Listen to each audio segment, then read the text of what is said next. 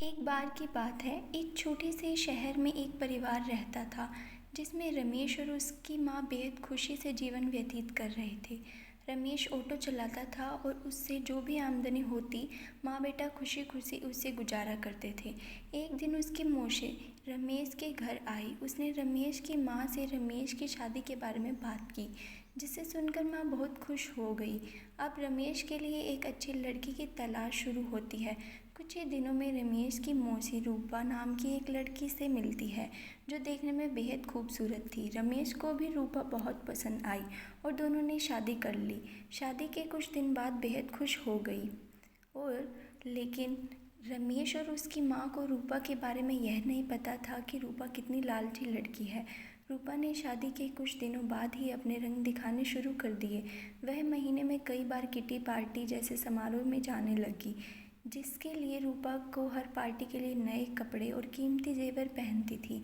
जब रूपा ने नए गहने और कपड़े ख़त्म हो जाते, तब रूपा अपने पति की कमाई से नए कपड़े और गहने खरीद लेती थी, जिससे रमेश के घर में झगड़ा शुरू हो गया।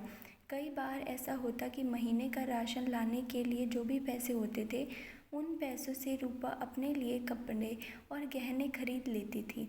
इससे उसकी माँ बेहद परेशान हो गई थी। एक दिन रमेश ने कहा, रूपा, अपने नए कपड़े और गहने खरीदने में इतना पैसा बर्बाद करने का क्या फ़ायदा है। आपको सोचना चाहिए कि आपके पति की इतनी कमाई नहीं है कि आप हर महीने में 10 बार किटी पार्टी में जाने के लिए नए नए आभूषण खरीद कर खर्च कर सकें। यह सुनकर रूपा गुस्से से लाल हो गई और रमेश से कहने लगी, तुम हमेशा मुझे कहते रहते हो, कभी तुम ज़्यादा कमाने के बारे में नहीं सोचते। यदि तुम ज़्यादा ऑटो रिक्शा चलाते तो ज़्यादा कमाई होती। आज मैं आराम से नए नए कपड़े पहन सकती। यह कहकर रूपा अपनी सास के पास जाती है और कहती है, माँ जी, जो गहने आपके पास हैं मुझे दे दो, मैं इसे पहन कर किटी पार्टी में जाऊंगी। उसकी माँ बेहद ही परेशान हो गई और वह सोचने लगी कि अब आगे क्या करूं। तो उसके बाद में रमेश से उसकी माँ बात करती है और रमेश की माँ ने पूरी बात सुनने के बाद यह कहा कि पुराने ज़माने में सभी बहुएं अपने जेवर सास को देती थी, लेकिन तुम तो मुझसे गहने मांग रही हो।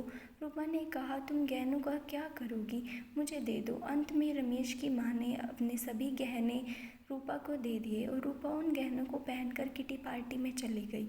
इधर रूपा के जाने के कुछ देर बाद ही घर में रमेश की मौसी आ गई। उसने रमेश की माँ से रूपा के बारे में पूछा तो माँ ने रूपा के बारे में सारी बातें बताई। यह सुनकर मौसी ने रूपा को सबक सिखाने की सोची। रूपा की मौसी भी इस खेल में शामिल हो गई और रमेश की चाची घर का सारा राशन और सामान अपने घर ले गई और थोड़ी देर में अपने सारे गहने और नए कपड़े ले आई। गहने और कपड़े लाकर उन चीज़ों को घर की अलमीरा में रखे और कुछ रसोई में रख दिए और अपने घर जाने लगी। जाते समय रूपा की सास से कहा कि जब रूपा घर आएगी तो यह जेवर देखकर वह तुमसे कुछ पूछेगी तो उसका अच्छे से उत्तर देना। उसके कुछ ही समय बाद रूपा किट्टी पार्टी से घर आई और अपनी अलमारी से सभी नए गहने देखकर बहुत खुश हुई। लेकिन शाम को जब रूपा रसोई में खाना बनाने गई तो फिर से राशन के डिब्बे में नए गहने मिले, जिससे रूपा की खुशी का कोई ठिकाना न रहा। लेकिन जब रूपा ने किचन में राशन की तलाश करते हुए कुछ नहीं मिला, जिससे वह परेशान हो गई और सास के पास गई और पूछा कि माँ जी, किचन का राशन कहाँ गया। तब सास ने कहा कि बहू, आपको गहने और कपड़े सबसे ज़्यादा पसंद है, इसलिए आज मैंने घर का सारा राशन और सामान बेचकर आपके लिए नए गहने और कपड़े खरीद लाई हूँ। अब आप इन्हें पहन सकती हो और पार्टी में जा सकती हो। यह सुनकर रूपा ने कहा, ठीक है, मगर खाने के बिना तो गहनों और कपड़ों का मैं क्या करूँगी। तो सास ने फिर जवाब दिया, अब खाना खाने की क्या ज़रूरत है, तुम्हें अपनी सबसे प्यारी चीज़ मिल गई है, तुम्हें इसमें अपनी खुशी होनी चाहिए। यह सुनकर रूपा को अपनी हरकत पर पछतावा होने लगा। तभी रमेश की मौसी भी आ गई। उन्होंने यह सब कहा कि यह सब मैंने आपको समझाने के लिए किया है कि केवल नए कपड़े और आभूषण ज़रूरी नहीं है, इसके अलावा दुनिया में भी बहुत कुछ होता है। और अगर तुमको नए कपड़े और गहने पहनने का इतना शौक़ है तो खुद क्यों नहीं कमाते और उस पैसे से सारी चीज़ें खरीद लेते हैं। सारी बातें सुनने के बाद रूपा को अब सब कुछ समझ आ गया था और उसने कभी ऐसा ना करने की ठान ली थी और अपने पति से कमाए हुए पैसों में खुशी खुशी रहने लग गई। ये थी कहानी। अब अगली कहानी में एक नगर में चंद्र नामक राजा का शासन था। उससे राजमहल के बगीचे में बंदरों का एक समूह रहता था। बगीचे में फूलों के अतिरिक्त राजा के सेवकों द्वारा प्रतिदिन प्रदान किए जा रहे भोजन का सेवन कर बहुत हुष्ट पुष्ट हो गए थे। बंदरों का सरदार वानरराज एक बूढ़ा राजा था जो अति बुद्धिमान था। समय समय पर वह अपना परामर्श बंदरों के समूह को दिया करता था। राजमहल में 2 भेड़ें रहती थी। राजा के पुत्र उसके साथ खेला करते थे। 2 भेड़ों में से एक भेड़ बहुत चटोरी थी। जब मन करता वह रसोई में घुस जाती और वहां जाकर खाना खाती और खाने की चीज़ ढूंढती। रसोइया भेड़ की इस हरकत पर बहुत क्रोधित होता और जो हाथ में आता वही उस पर फेंक मारता। यह देखकर एक दिन वानर राज को बहुत ही अचंभित हुआ और एक दिन वानर राज ने रसोइये को भेड़ को एक बर्तन फेंककर मारते हुए देखा। वह सोचने लगा, कहीं रसोइया भेड़ की और यह तनातनी बंदरों के विनाश का कारण न बन जाए। ये चटोरी भेड़ तो खाने के लोभ में यदाकदा रसोई घर में घुस जाती है। यदि किसी दिन क्रोधवश रसोइये ने चूल्हे की जलती हुई लकड़ी उस पर फेंक दी तो अनर्थ हो जाएगा। भेड़ का ऊन से ढका शरीर आग पकड़ लेगा। भागते हुए भेड़ अस्तबल पहुंच गई तो सूखी घास से भरा अस्तबल धधक उठेगा। घोड़े जल जाएंगे और फिर वही बंदरों का काल बनेगा। यह विचार मस्तिष्क में आते हुए वानरराज ने अपने समूह की सभा बुलाई और अपना संदेश जारी किया। सभी बंदर एक साथ इकट्ठे हो गए। उनसे परामर्श दिया कि इससे पूर्व की रसोइया और भेड़ के बीच की लड़ाई हमारे लिए प्राणघातक सिद्ध हो, हमें राजमहल छोड़ देना चाहिए। अंत हमारा विनाश निश्चय है। लेकिन बंदरों ने उसकी एक बात न मानी। उन्हें लगा कि सरदार अब बूढ़ा हो चुका है और व्यर्थ का भ्रम पाल रहा है। वे राजमहल के भोजन के बहुत आदी हो चुके थे, इसलिए राजमहल छोड़ने को तैयार नहीं हुए। लेकिन वानर राज के तत्काल राजमहल छोड़ दिया। इधर एक दिन फिर चटोरी भेड़ रसोई में घुस गई और वही हुआ जिसका बंदरों को डर था। रसोइया और कुछ और नहीं मिला तो उसने जलती हुई लकड़ी का टुकड़ा उठाकर भेड़ पर फेंक दिया। भेड़ का शरीर जो ऊन से ढका हुआ था धधकने लगा। यह इधर उधर भागने लगी और अस्तबल में घुस गई।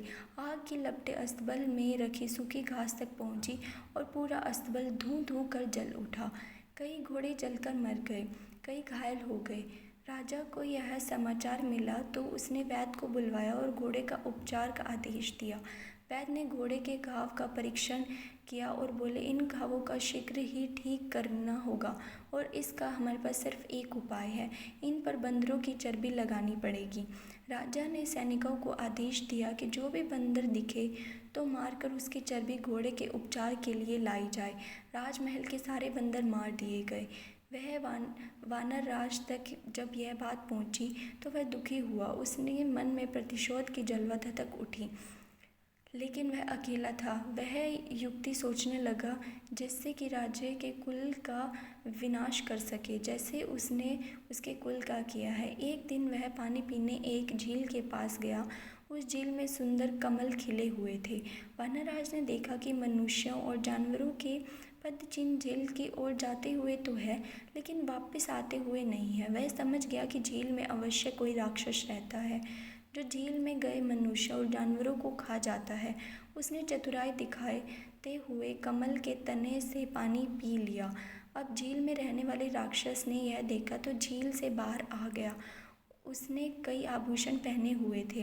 वह वानरराज से बोला, जो भी झील में आता है मैं उसे खा जाता हूँ, लेकिन तुम बहुत चतुर निकले।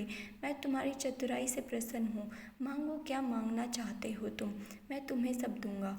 वानरराज बोला, एक राजा ने मेरे संपूर्ण वंश का नाश कर दिया है। मैं उनसे प्रतिशोध लेना चाहता हूँ। आप मेरी सहायता करें, मुझे अपना कंठहार दे दें। मैं आपको वचन देता हूँ कि मैं आपके आहार के लिए राजा और उसके अनुचरों को इस झील में लाऊंगा। राक्षस ने वानरराज को कंठहार दे दिया। वह हार पहनकर बंदरों के सरदार राजा के नगर पहुंचा। वह वहां एक पेड़ से दूसरे पेड़ पर झूलने लगा। जिसकी भी दृष्टि उस पर पड़ती वह कंठहार देखकर दंग रह जाता। राजा के सैनिकों की दृष्टि उस पर भी पड़ी और वे उसे पकड़कर राजा के समक्ष ले गए। राजा ने पूछा, तुम ये कीमती कंठहार कहाँ से लाए हो? वानरराज ने उत्तर दिया, महाराज, यह हार मुझे समृद्धि के देवता द्वारा प्रदान किया गया है। वह जंगल के बीचों बीच स्थित एक झील में निवास करते हैं। जब सूर्य आधा उदय हुआ होता है तो उस समय व्यक्ति उस झील में डुबकी लगा ले तो समृद्धि के देवता आशीर्वाद और कंठहार प्राप्त होता है। राजा उसकी बातों में आ गया और अपनी पत्नी और पूरे परिवार सहित उस झील में डुबकी लगाने तैयार हो गया। वानरराज ने कहा, कल सुबह की मंगल बेला में पधारिए। लोक के ध्रुव राजा बहुत ही अपनी पत्नी और पुत्र परिजनों, मंत्री और सेवकों सहित झील में पहुंचा। वानरराज भी उसके साथ था। वह बोला, महाराज, आपको सबको अलग अलग स्थानों में झील में उतरना है। सबके जाने के बाद आप अंत में झील में उतरिए। राजा की पत्नी, पुत्र, प्रियजन, मंत्री, सेवक सभी अलग अलग स्थानों में झील में उतर गए और राक्षस द्वारा खा लिए गए। बहुत देर तक जब कोई बाहर नहीं आया तो राजा ने चिंतित होकर पूछा, हे वानरराज, मेरे पत्नी, पुत्र, प्रियजन, मित्र, सेवक बाहर क्यों नहीं आ रहे हैं? यह वानरराज एक पेड़ के ऊपर चढ़ गया और राजा से बोला, अरे दुष्ट, तुम्हारा समस्त परिवार, मंत्री, सेवक राक्षस द्वारा खा लिए गए हैं। तुमने मेरे परिवार को मौत के घाट उतारा था और मैंने उसका प्रतिशोध ले लिया है तुझसे। मोरल, बुरा करोगे तो बुरा ही फल पाओगे।